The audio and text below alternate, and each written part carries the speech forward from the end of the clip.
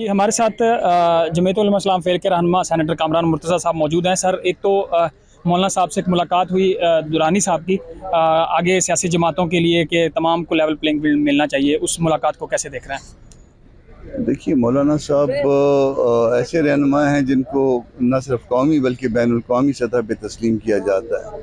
और सिर्फ ये ख़ुद नहीं बल्कि वालिद के ज़माने से उनके वालिद को भी इसी तरह से तस्लीम किया जाता था, उनको ख़ुद भी इसी तरह से तस्लीम किया जाता है। तो जो भी सियासत में इस वक्त इबहामात हैं और जो भी मसाइल हैं, मेरा ख़्याल है कि मौलाना उसमें अगर इनिशिएटिव लें तो उसको बहुत सारे मसले हल हो सकते हैं। नवाज शरीफ साहब वापस आए हैं, उनकी इत्तेहादी जमात पीपल्स पार्टी और बाकी कुछ शिकवा कर रहे हैं कि उनके लिए सारा प्रोटोकॉल दिया जा रहा है, फैसिलिटेट किया जा रहा है। आपको क्या लगता है कि ये कोई डील या ढील का नतीजा है?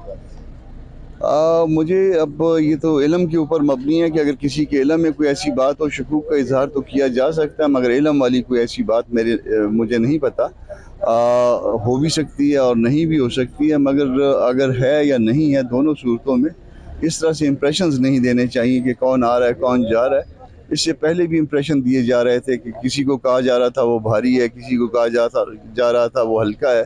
तो इस तरह से भारी हल्का किसी को चौथी दफ़ा वज़ीर आज़म ये नहीं करना चाहिए। अवाम का फ़ैसला है, जो अल्लाह करेगा और अवाम उस अल्लाह के हुक्म के मुताबिक चलेगी तो उसी तरह से जो फ़ैसला होगा उसके मुताबिक वज़ीर आज़म भी आ जाएगा। अगली हुकूमत आप किसकी देख रहे हैं? क्या पीडीएम या बाकी जमातें मिलकर कोई मखलूत हुकूमत देख रहे हैं या मखसूस एक जमात की हुकूमत देख रहे हैं? अगली हुकूमत तो मैं JUI की देख रहा हूँ।